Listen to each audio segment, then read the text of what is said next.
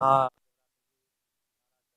ఎంగిపెళ్లి సుబ్బిచావుకు వచ్చిందన్న చందంగా తయారైంది ఆలమూరు సబ్ జైలు పరిస్థితి. రిమాండ్ ఖైదీలు పరారీ కావడంతో ఏకంగా జైలునే మూసివేశారు. అలా మూతపడిన సబ్ జైలు 25 ఏళ్లైనా తెరుచుకోలేదు.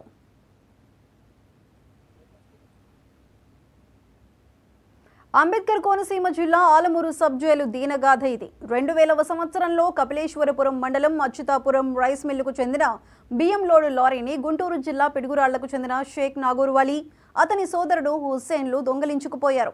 అప్పటికే పలు హత్యలు, పెద్ద పెద్ద నేరాల్లో నిందితులుగా ఉన్న వారిని పోలీసులు చాకచక్యంగా పట్టుకుని ఆలమూరు సబ్ జైలుకు తీసుకువచ్చారు. అలాగే మండపేటకు చెందిన దొడ్డి రాంబాబు అనే సైకిల్ దొంగ మండపేట మండలం ద్వారపూడి పెట్రోల్ బంక్లో 2000 రూపాయలు దొంగతనం చేస్తూ పట్టుబడ్డ రాయుడు దుర్గారావు కూడా ఇదే సబ్ జైల్లో శిక్ష అనుభవిస్తున్నారు.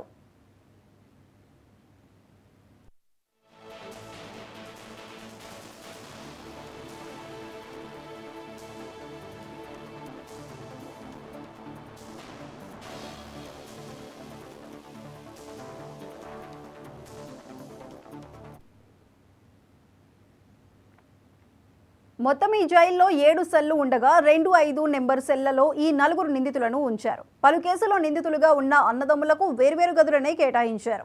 ఇంత పెద్ద నేరస్తులు జైల్లో ఉన్నప్పుడు డ్యూటీలో ఉన్న పోలీసులు మరింత అప్రమత్తంగా ఉండాల్సింది పోయి నిర్లక్ష్యం వహించారు. పగటిపూట ఖైదీలకు బయట పనులు చెప్పడంతో పథకం ప్రకారం రంపపు బ్లేడ్లు తెచ్చుకున్నారు. కాపలాగా ఉన్న పోలీసులు టేప్ రికార్డర్లో పాటలు వింటుండగా ఆ సౌండ్లో అనుమానం రాకుండా ఆ 4 ఖైదీలు పటిష్టమైన 26mm జైలు ఊచలను కొంచెం కొంచెంగా రంపపు బ్లేడ్తో కోసేశారు.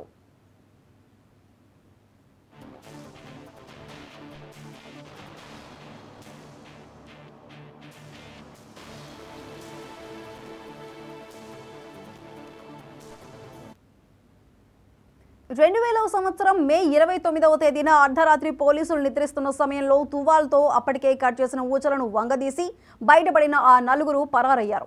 ఖైదీలు పరారైన సమాచారం తెలుసుకున్న అప్పటి తూర్పుగోదావరి జిల్లా ఎస్పీ, ప్రస్తుత రాష్ట్ర police housing corporation chairman AB Venkateswara Rao ఈ జైలును పరిశీలించి డ్యూటీలో ఉన్న 3 కానిస్టేబుల్స్ను సస్పెండ్ చేశారు.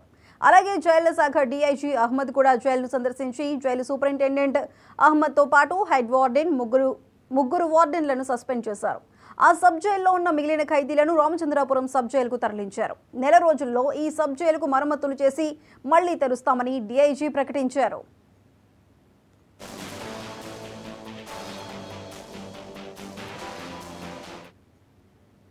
తదనంతర కాలంలో ఆ 4 దొంగలు పట్టుబడటంతో పోలీసులపై ఉన్న సస్పెన్షన్ తొలగించారు. కానీ ఈ సబ్ జైలును మాత్రం ఏ అధికారి పట్టించుకోలేదు. నెలలు, సంవత్సరాలు గడుస్తున్నా ఈ సబ్ జైలును తెరిపించే ప్రయత్నం ఎవరూ చేయలేదు. అలా ఇప్పటికీ సుమారు 25 ఏళ్లు గడిచిపోయాయి. సబ్ జైలు లేకపోవడంతో స్థానిక పోలీసులు ఇబ్బందులు పడుతున్నారు. ఆలమూరు కోర్టు పరిధిలో ఉన్న Alamuru, Mandapeta town, rural, Angara police స్టేషన్లలో నిందితులను జైలుకు తరలించేందుకు అవస్థలు పడుతున్నారు. రామచంద్రాపురం సబ్ జైలుకు కానీ, రాజమహేంద్రవరం సెంట్రల్ జైలుకు కానీ ముద్దాయిలను తీసుకువెళ్లాల్సిన పరిస్థితి ఉంది. వారిని వాయిదాలకు తీసుకువెళ్లటం పోలీసులకు తలకు మించిన భారంగా మారింది.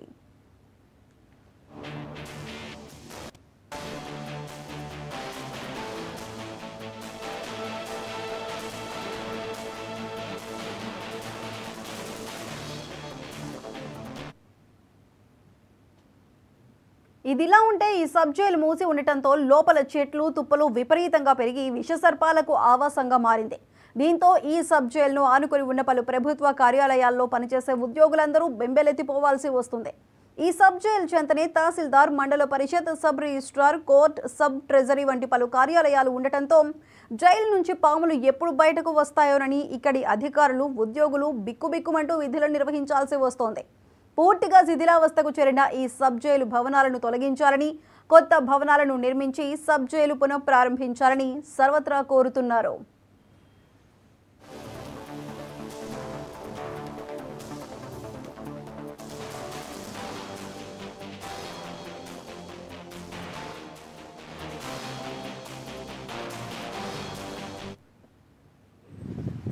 చప్పల సునీల్ కుమార్, న్యాయవాది, ఆలమూరు, రాష్ట్ర టీడీపీ లీగల్ సెల్ ప్రధాన కార్యదర్శిగా పనిచేస్తున్నాం.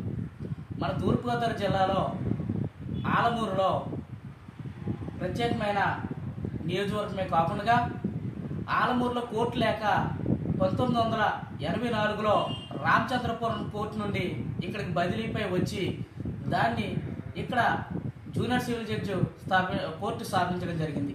అప్పటి నుండి కూడా కోర్టు పనిచేస్తూ 1989లో ఆలమూరులో సబ్ జైలు ఉండాలని చెప్పి అప్పట్లో 1989లో సబ్ జైలు నిర్మించడం జరిగింది. ఈ చుట్టుపక్కల ప్రాంతాలందరికీ కూడా ఏదైనా క్రిమినల్ కేసుల్లో జ్యుడిషియల్ కస్టడీకి జైలుకి పంపించాలనుకుంటే అందుబాటులో తేవాలని చెప్పి సబ్ జైలుకి మొత్తాన్ని పంపించడం జరిగింది. అది పనిచేస్తూ 2000 సంవత్సరంలో కొంతమంది ముద్దాయిలు తప్పించుకోవడంతో సబ్ జైలు మూసివేయడం జరిగింది. అప్పటి నుండి కూడా ఈ ఆలమూరు కోర్టులో జూనియర్ సివిల్ జడ్జి ఉంది, అలాగే judicial first class magistrate court ఉంది, అలాగే స్పెషల్ మేజిస్ట్రేట్ కోర్టు కూడా 3 కోర్టులు పనిచేస్తున్నాయి. ఈ 3 కోర్టులో ఉన్న ఏదైనా అఫెన్స్లో ముద్దాయిల్ని సబ్ జైలు తరలించాలనుకుంటే ఒక రామచంద్రపురం సబ్ జైలు పంపించాలి, లేదనుకుంటే సెంట్రల్ జైలు రాజమండ్రి పంపించాలి. అదే ఉమెన్ అట్లయితే సెంట్రల్ జైలు రాజమండ్రి స్పెషల్ జైలుకి పంపించవలసి ఉన్నది. కానీ ఆ పరిస్థితుల్లో పోలీసు వారు తన బైకుల పైన కానీ లేదనుకుంటే తన వాహనాల మీద తీసుకెళ్ళినప్పుడు ఏదైనా ప్రమాదం జరిగినట్లయితే అదొక నేరంగా చిత్రీకరించడం ఉంటుంది. ఎంచేతంటే మనం తీసుకెళ్ళినప్పుడు ఎంత జ్యుడిషియల్లో తీసుకెళ్లాలనుకుంటే జ్యుడిషియల్ కస్టడీలో ఉన్నప్పుడు ముద్దాన్ని కాపాడడం బాధ్యత పోలీసు వారి ఉంటుంది. అలాంటప్పుడు ఏదైనా జరిగినట్లయితే వాళ్ళ ప్రాణాల మీద ప్రాణమే కాకుండా వాళ్ళ ఉద్యోగుల మీద కూడా చాలా ఇబ్బంది పడుతూ ఉంటుంది. అందుచేత ఎప్పుడో 2000 సంవత్సరంలో మూసివేసినటువంటి ఈ సబ్ జైల్ని మళ్ళీ రీఓపెన్ చేసి ఈ ప్రజలందరికీ కూడా ఈ చుట్టుపక్కల మన ఆలమూరు కోర్టు పరిధిలో ఉన్న వాళ్ళందరికీ కూడా సౌకర్యం కలిగిస్తారని చెప్పి మళ్ళీ అది ఓపెన్ చేస్తారని